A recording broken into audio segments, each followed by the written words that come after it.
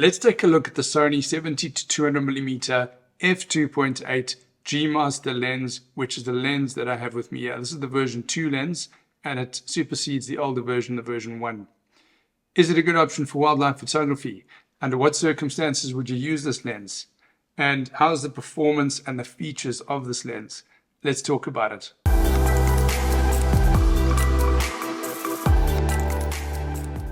Right guys, so as I said at the start of the video, in this video I'm going to talk to you about the Sony 70 to 200mm f2.8 G Lens, which is the lens that I have with me. It's currently mounted onto my Sony a7R4 camera.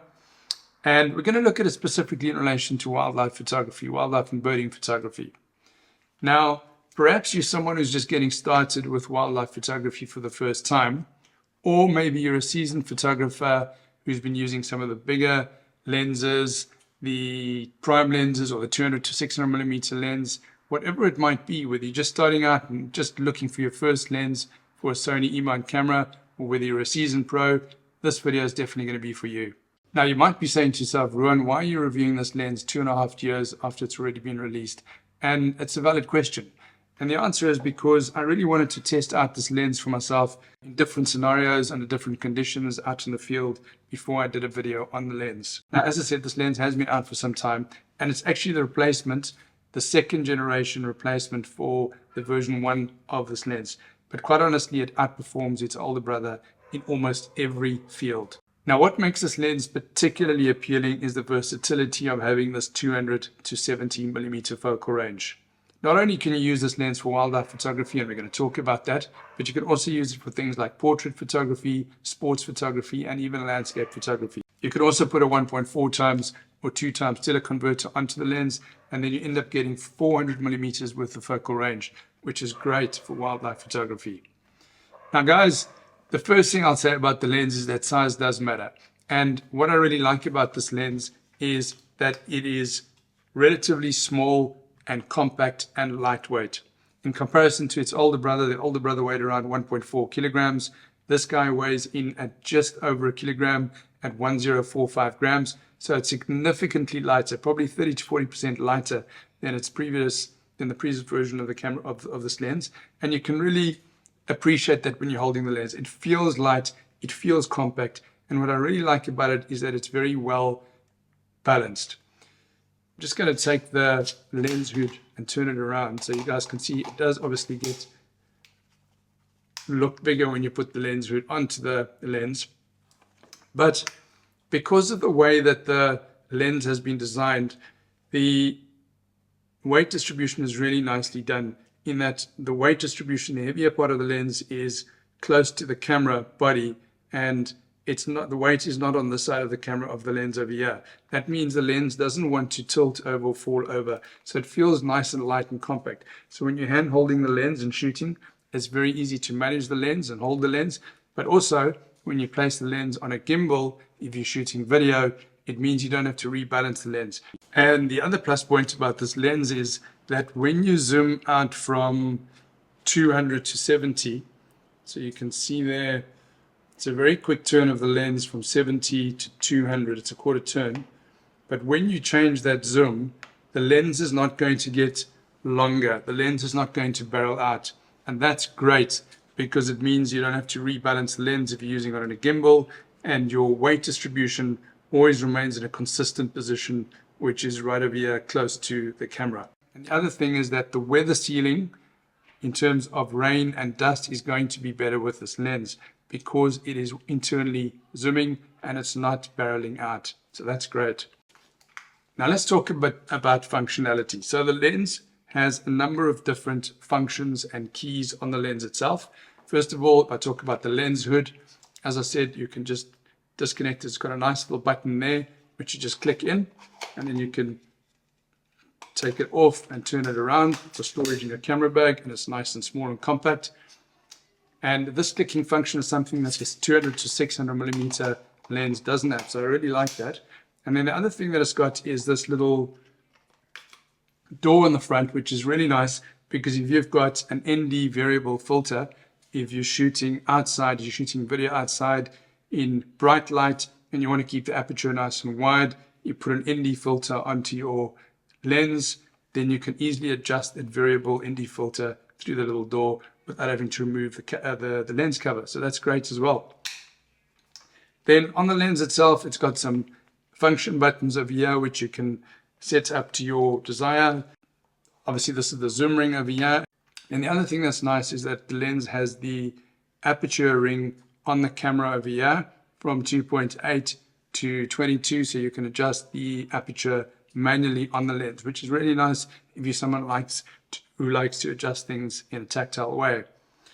Now, besides that, it's got the whole bunch of buttons, which I'm not going to go through over here right now, but it also has the optical steady shot, which you can set to on, especially useful when you're shooting video and things like that. And then it's got 3 modes, but for stills as well. And it's got 3 modes, the mode 1, mode 2, mode 3. Mode 1 is generally for normal handhold photographs that you might be taking or video.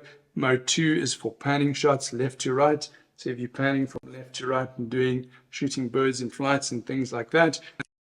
And then mode 3 is for erratic motion.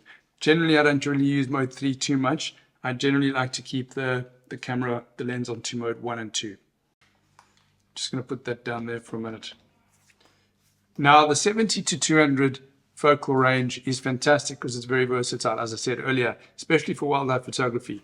At 70 millimeters, you're able to shoot animals within their environment, which is nice because sometimes you actually want to get a little bit of more breathing space around the subject. You don't want to crop in too tightly always to your subjects.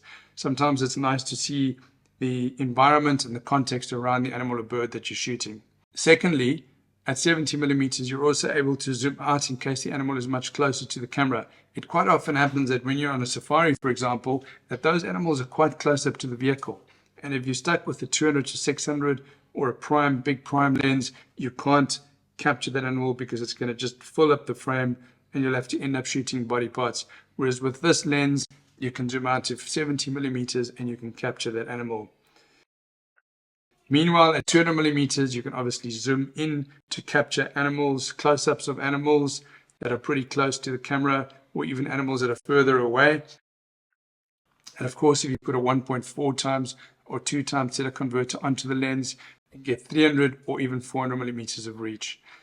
Now, with the Sony a7R IV camera, which is the camera that I have with me here, this is a full frame camera, but it has a APS mode, so I can switch to APS mode, which means I can crop into 1.5 times, and that gives me 300 millimeters of reach with this lens, should I want that, if I want the subject to appear bigger in the frame.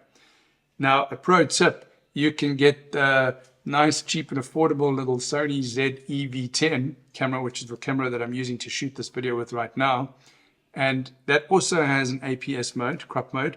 So you can shoot also at 1.5 times crop with that camera in combination with this lens and get 300 millimeters worth of range, which is great.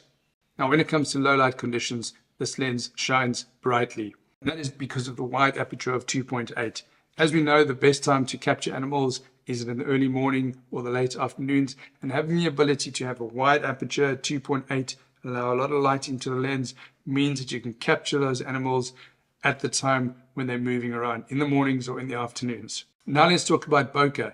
This lens gives you a super smooth, beautiful bokeh, that creamy, soft bokeh, and it gives amazing subject background separation. You can see in these photographs that it actually allows the subject to pop out from the background because of that beautiful 2.8 aperture. And that is also because of the wide 11 blade circular aperture design that allows that nice shallow depth of field.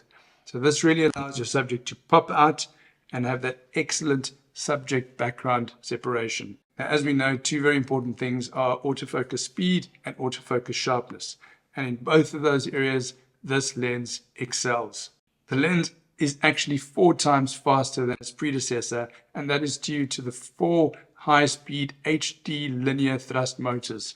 The autofocus system locks on quickly and accurately to the subject, which is exactly what you want when you're doing wildlife photography. Now, when it comes to sharpness, again, this lens does not disappoint. Have a look at these images of Thomas our cat, which gives you a pretty good idea of just how sharp this lens actually is. I found it to produce super sharp, crisp images that truly stand out. Now, the next thing we need to talk about is video. And quite honestly, the video on this lens is outstanding.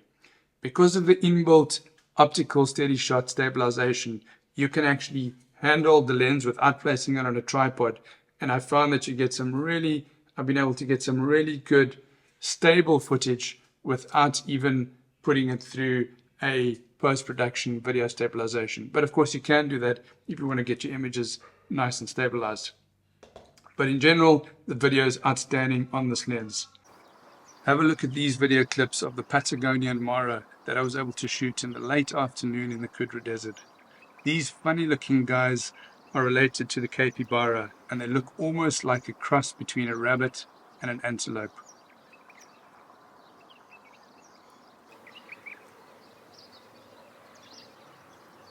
These clips were shot in the late afternoon, but because of the wide f2.8 aperture, I was able to get a lot of light into the lens, thereby resulting in nice, sharp, and good quality video footage.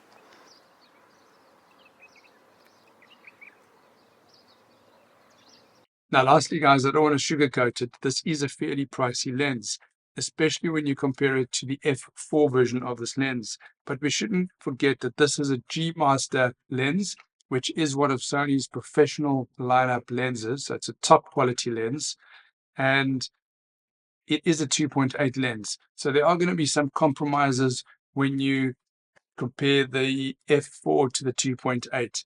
And that is something that you need to decide for yourself. The f4 is a fantastic lens in itself, but I can honestly say from my experience of having used this lens, I have not been disappointed with anything on this lens. I absolutely love it. If you did decide to purchase this lens, I think you'll be enjoying the experience of using it, and you'll be very happy with the quality of wildlife photographs that you're going to get from this lens. So there you have it guys, the Sony 70 to 200mm f2.8 G Master lens is a powerhouse performer, which is perfect for wildlife photography. If you want to take your wildlife photography to the next level, then consider adding this lens to your arsenal of gear and equipment. I hope you found this video informative and that it's been able to help you make a decision on whether this lens might be the right lens for you when it comes to wildlife photography. Let me know in the comments below what you think about this lens, or if you already own this lens, let me know how you find it. And don't forget to subscribe to my channel if you enjoy this content for more videos like this and more tips and photography gear reviews. Take care, and I'll see you guys in the next one.